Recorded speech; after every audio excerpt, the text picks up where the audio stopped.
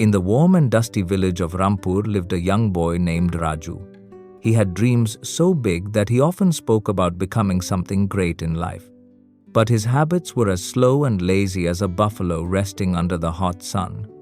Every morning, his mother would shout, "Raju, wake up! The day is already running ahead of you." But Raju simply pulled the blanket over his head and murmured, "5 more minutes, Ma." Those 5 minutes always turned into an hour. Raju admired the successful people in the nearby town, the shopkeeper who ran his business perfectly, the school teacher everyone respected, and the village constable who walked tall in his uniform. Raju wanted to be like them, but he could never stick to anything. One day he would start running, the next day he quit. One evening he planned to study, the next evening he was flying kites on the rooftop. He had big dreams, but no discipline. One evening, while wandering near the edge of the village, Raju met Gopal Kaka, a retired army officer. Gopal Kaka lived alone, but every day without fail, he woke up at 4 a.m.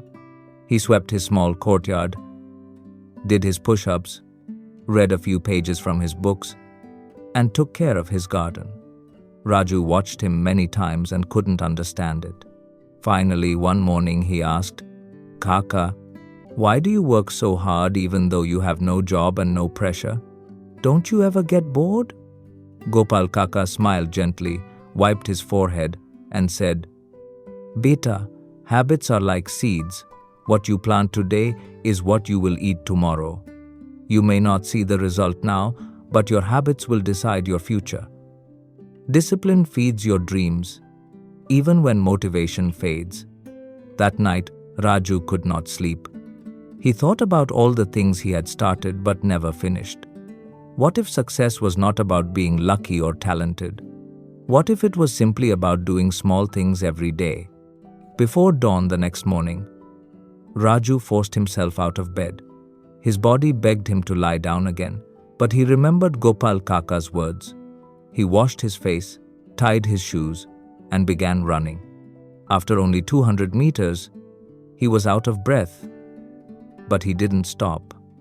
The next day he ran again, and again.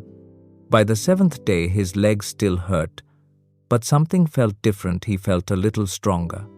Encouraged, Raju added another small habit: studying for 1 hour every evening. He didn't tell anyone. He didn't post about it. He simply showed up every day. Weeks turned into months. And one afternoon, while sitting under the banyan tree, Raju realized he felt lighter, sharper, and more confident than before.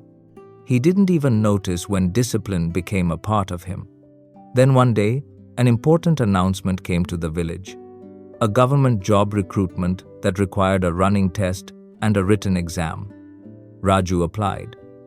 On the test day, many boys stood at the starting line. Some looked confident, some nervous.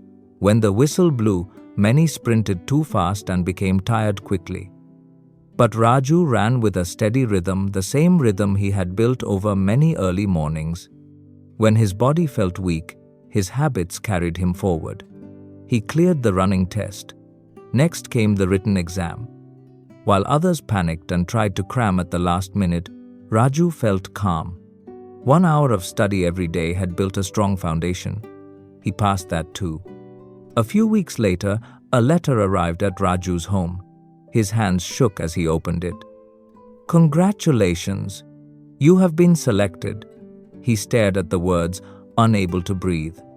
His mother looked at him with wide eyes as he whispered, "Ma, your son made it."